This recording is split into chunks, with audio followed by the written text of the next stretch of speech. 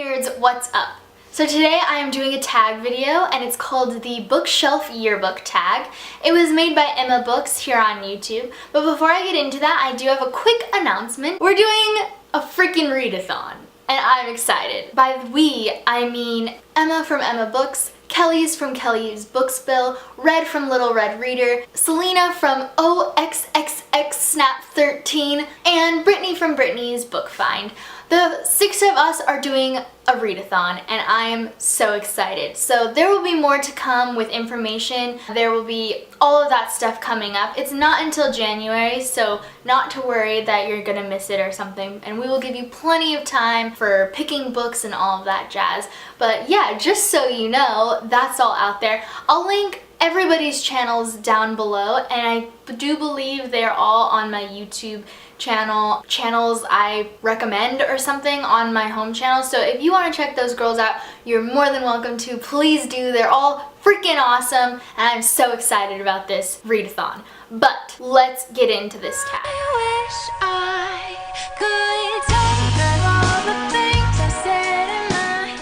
Basically, it's a yearbook tag, so she made questions based on those things you fill out for the yearbook when you're in high school, and like best couple, most likely to succeed, or whatever. So she did it for books. So number 1, best cover. And I'm going with The Lovely Bones by Alice Sebold. I just love the blue, first of all, I love blue, and I love the gradation here. It's really pretty. I really also like the bracelet, which plays a big role in the book. And then of course raised here, I can feel it, you can't, but the Lovely Bones itself is raised so I can touch it, and that's cool. And yeah, I just think this cover is really pretty. Number 2, best male protagonist, and I'm going with Percy Jackson from the Olympian series. I know he's in other series also by Rick Riordan, but I haven't read any of them, so I am just specifically going with this series here. And yeah, I love Percy Jackson. I think he's so nice and he just is a good-hearted soul, and I like the series too, and it's one of those ones that most people kind of forget about, I feel. So yeah, Percy Jackson is the best male protagonist in my book. Number 3, best female protagonist. And I'm going with Melanie and Wanderer, kind of, but mostly Melanie from The Host. And I just really like Melanie. She's super brave, super smart. All she cares about is saving her little brother Jamie, keeping him safe. And then of course she falls in love with Jared, so she cares about him too. But I think what I love about her most is that her care for Jamie is always number 1. So yeah, Melanie from The Host. Number 4, best villain. And I'm doing something a little bit weird, and I'm not gonna pick a specific villain. I'm gonna pick books that the villain is society and that it's corrupt. And so although I could talk about the Hunger Games and things like that, I'm actually going to go with 2 books, one of which I have in physical copy, and that is The Help and The Secret Life of Bees. Both of these books deal with something that happened in real life in the past. It deals with racism and institutionalized racism, more accurately. So I really love these books. They're both beautifully written. They're both amazing stories and everyone really matters, and I just love how they are both written. They're both very different but deal with similar topics. So the villain in these 2 books is more about the institutionalized racism and getting through that, dealing with civil rights and getting that all fixed, which we're still working on, obviously. But yeah, so these are my 2 books as examples for my best villain, because honestly these ones make me hate the villain more than anything. President Snow is also a really good villain. Number 5, cutest couple. And I'm going back to another book that I already said, and I'm also cheating and putting 2 couples in here, but it is Melanie and Jared, as well as Wanderer and Ian from The Host. Those couples are both just so adorable. I love both of the couples, all 4 of the people involved, because Wanderer isn't a human. I just love this book. a lot. Number 6, coolest fictional world. And for this one, I am going with Aberrat by Clive Barker. And this actually isn't my copy. I borrowed it from somebody. This story is so cool. I really need to reread it because I want to read the sequel. And I don't really remember a lot about it in the details, but I just know that the story itself is really cool. The world that Candy ends up going into out of our own world and into this one is so cool. It's amazing. And then the book is also illustrated, so you really get a feel for what the creatures and the world looks like, and I really think that's awesome, so I definitely recommend this book, just FYI. Number 7, most interesting plot. And I am going with Vicious by V.E. Schwab, and that is because I think the story was just so cool, and it might be because I just recently read it. So yeah, Vicious by V.E. Schwab was really cool. I just did a review of this book, spoiler free, so I will link that down below and right up here, so you can check that out if you want. I really recommend this book, and the plot is so awesome. I talk about it more in my review. Number 8, most overhyped book.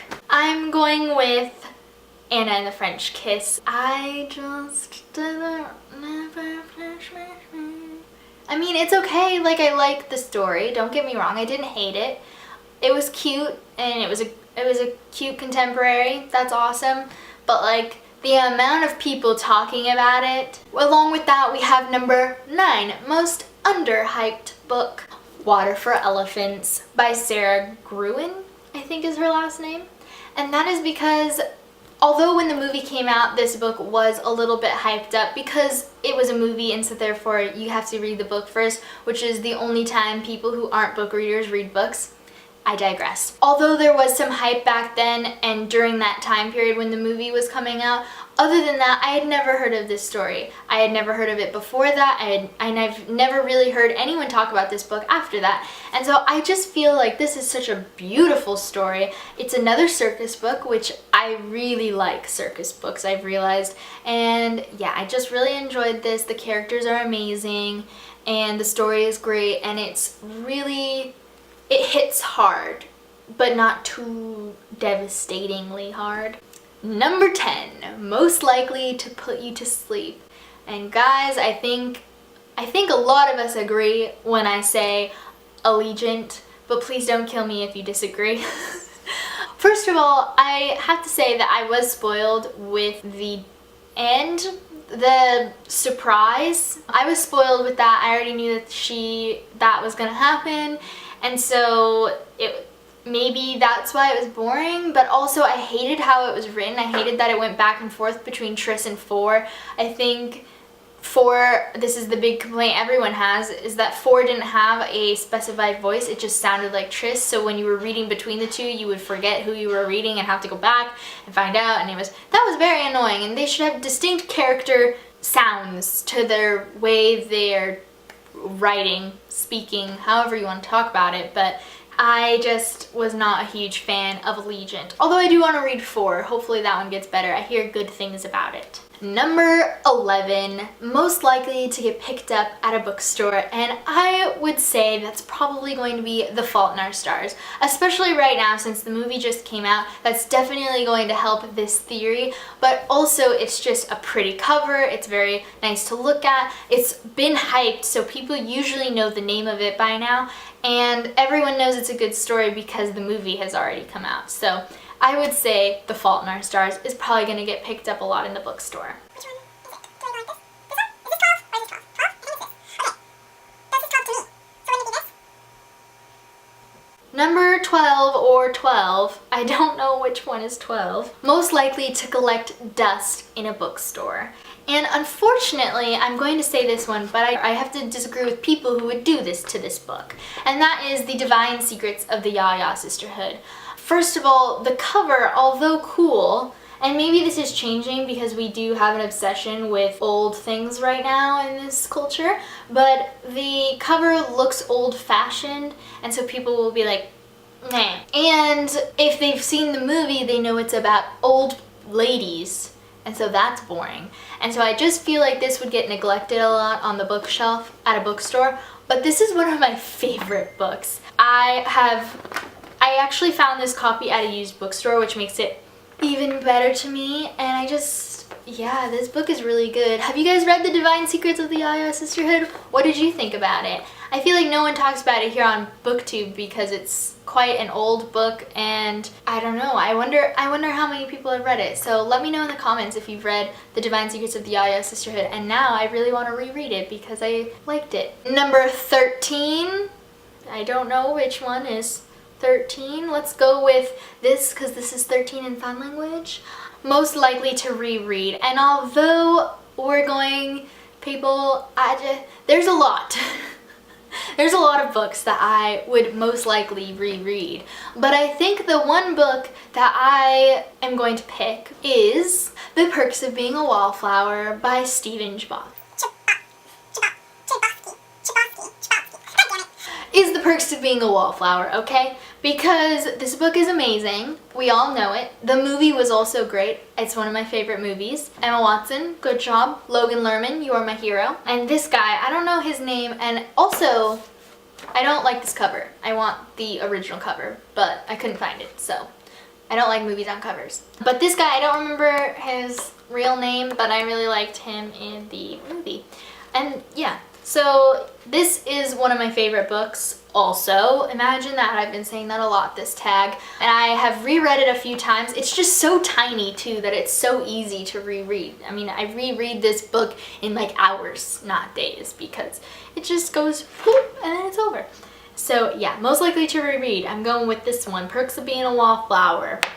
Boom. Last but not least, number 14. The number one greatest book of all time, and I am stealing EmmaBooks' answer, and I apologize, Emma, but you're right, it's Harry Potter and the Deathly Hallows. Why don't I have that in my hand?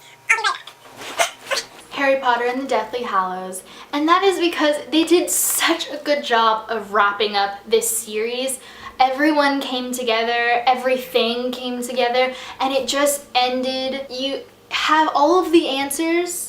And although, of course, everyone says this who's a Harry Potter fan, we would love more about, from J.K. Rowling about these people. However, most of us would say that we want to know more about Harry and Hermione and Ron, not about their children necessarily, which is what probably would happen if she continued with this story, since we get an epilogue at the end. But I just loved how it all wrapped up. Everything was thought about. Nothing was forgotten in this series. She wrapped it up so well. In this book, we have some crazy, depressing moments. We have Dobby. This book is the greatest book of all time because it wraps up the entire series. Like, it is the end-all be-all of this series. And we also have some great lines in this book. We have Professor McGonagall telling Professor Slughorn that if he feels he needs to fight on the other side, then she will fight to the death against him. However, he is also free to leave and surrender, basically run away if he so chooses to. That moment is great. We also have Mrs. Weasley saying, "Not my daughter, you bitch." One of my, well, it is my mother's favorite line, but it's also one of my favorite lines. We have the moment that we missed in the movie. We have Wormtail killing himself because he owes Harry his life still. That moment, why isn't it in the movie first of all? But that is one of my favorite moments of all time in this entire series. It just is beautiful. And then of course Dobby, like I said, one of my favorite parts. Bellatrix Lestrange's death, although I have a weird obsession with her and it made me sad that she died, which is weird. We have her death in this book. Everything, just everything. I could go on and on about this list, but this is the greatest book of all time. With that, I'm going to end this tag so I don't keep going on a rant, and give it a thumbs up if you enjoyed it. Comment down below what yours are, or link me to your video if you do this tag. Check out all my social media sites down below. Don't forget to hit that subscribe button, and I'll see you guys next time. Bye!